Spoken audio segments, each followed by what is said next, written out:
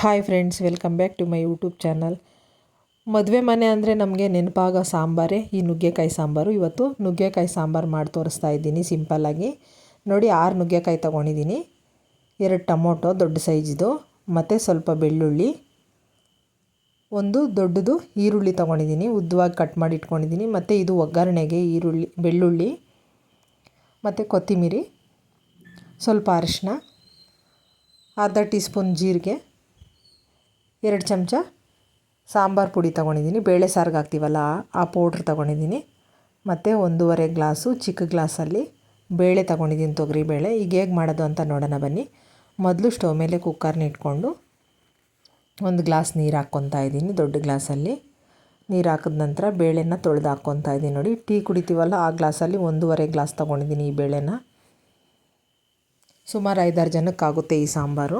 ಈಗ ಸ್ವಲ್ಪ ಬೆಳ್ಳುಳ್ಳಿ, 2 ಟೊಮೊಟೊ ಕಟ್ ಮಾಡಿರೋಂತಹ ಟೊಮೊಟೊ, ಸ್ವಲ್ಪ ಅರಿಶಿನ, ಇವೆಲ್ಲ ಹಾಕಿ ಲಿಡ್ ಕ್ಲೋಸ್ ಮಾಡಿ 3 ವಿಸಿಲ್ ಹಾಕ್ಸ್ಕೊತಾ ಇದ್ದೀನಿ. ನೋಡಿ, 3 ವಿಸಿಲ್ ಆದ ನಂತರ ಈ ಥರ ಬೆಂದಿದೆ. ಈಗ ಸ್ವಲ್ಪ ಚೌಟಲ್ಲಿ ಸ್ಮ್ಯಾಶ್ ಮಾಡ್ಕೊತೀನಿ. ಲೈಟಾಗಿ ಈ ಥರ ನುಣ್ಣಗೆ ಬೆಂದಿರುತ್ತಲ್ಲ, ಈ ಥರ ಸ್ಮ್ಯಾಶ್ ಮಾಡ್ಕೊಳ್ಳಿ, ಚೆನ್ನಾಗಿರುತ್ತೆ. ನೀವು ಟೊಮೊಟೊ ಒಗ್ಗರಣೆಗೆ ಬೇಕಂದರೆ ಹಾಕ್ಕೊಬೋದು. ನೋಡಿ, ಈಗ ಒಗ್ಗರಣೆ ಮಾಡ್ಕೊಳ್ಳೋಣ ಸಾಂಬಾರಿಗೆ. ಒಂದು ಕಡಾಯಿನ ಇಟ್ಕೊಂಡು 2 ಟೀ ಸ್ಪೂನ್ ಎಣ್ಣೆ ಹಾಕ್ಕೊತಾ ಇದ್ದೀನಿ. ನಂತರ ಸಾಸಿವೆ ಸಿಡಿದ ಮೇಲೆ ಈಗ ಕರಿಬೇವು, ಜೀರಿಗೆ, ಕ್ರಷ್ ಮಾಡಿರುವಂತಹ ಬೆಳ್ಳುಳ್ಳಿ ಹಾಕ್ಕೊತಾ ಇದ್ದೀನಿ. ಇದು ಒಗ್ಗರಣೆಗೆ ಹಾಕೋದ್ರಿಂದ ಚೆನ್ನಾಗಿರುತ್ತೆ ಫ್ಲೇವರು, ಬೆಳ್ಳುಳ್ಳಿ. ಈಗ ಈರುಳ್ಳಿ ಹಾಕ್ಕೊತಾ ಇದ್ದೀನಿ. ಈರುಳ್ಳಿನ ಚೆನ್ನಾಗಿ ಫ್ರೈ ಮಾಡ್ಕೋಬೇಕು ಒಗ್ಗರಣೆಯಲ್ಲಿ. ಈರುಳ್ಳಿ ಫ್ರೈ ಆದಮೇಲೆ ಕಟ್ ಮಾಡಿರುವಂತಹ ನುಗ್ಗೆಕಾಯಿನ ಹಾಕ್ಕೊಳ್ಳೋಣ. ನುಗ್ಗೆಕಾಯಿ ಹಾಕ್ಕೊಂಡು ಚೆನ್ನಾಗಿ ಫ್ರೈ ಮಾಡ್ಕೋಬೇಕು ಒಗ್ಗರಣೆಯಲ್ಲಿ.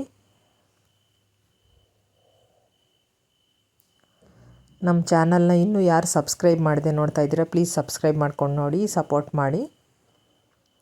ಈಗ 1-2 ನಿಮಿಷ ಆದಮೇಲೆ ಬೇಳೆ ಬೇಯಿಸಿಟ್ಕೊಂಡಿದ್ವಲ್ಲ ಅದನ್ನು ಹಾಕ್ಕೊತಾ ಇದ್ದೀನಿ. ನೋಡಿ, ಅದು ಹಾಕ್ಕೊಂಡು 1-2 ನಿಮಿಷ ಚೆನ್ನಾಗಿ ಈ ಥರ ಫ್ರೈ ಮಾಡ್ಕೋಬೇಕು.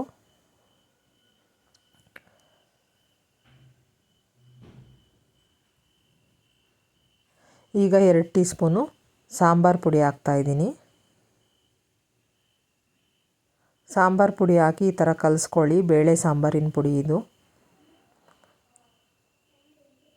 ಈಗ ಕೊನೆಯಲ್ಲಿ ಸ್ವಲ್ಪ ಕೊತ್ತಂಬರಿ ಹಾಕ್ಕೊಂಡು ಕಲಿಸ್ಕೋಬೇಕು, ಚೆನ್ನಾಗಿ ಬೇಯಿಸ್ಕೋಬೇಕು ನುಗ್ಗೆಕಾಯಿ ಬೇಯೋವರೆಗೂ. ತುಂಬ ಸಿಂಪಲ್ಲು ಮತ್ತು ಕಡಿಮೆ ಇಂಗ್ರೀಡಿಯೆಂಟ್ಸು, ಯಾವುದೂ ರುಬ್ಬಂಗಿಲ್ಲ ಇದಕ್ಕೆ, ಅಷ್ಟು ಸಿಂಪಲ್ಲಾಗಿರುತ್ತೆ ಈ ಸಾಂಬಾರು. ಈಗ ರುಚಿಗೆ ತಕ್ಕಷ್ಟು ಉಪ್ಪನ್ನ ಹಾಕ್ಕೊತಾ ಇದ್ದೀನಿ. ನೋಡಿ, ನೀವು ನೋಡ್ತಾ ಇರ್ಬೋದು, ಈಗ ಗಟ್ಟಿ ಅದಕ್ಕಿದೆ.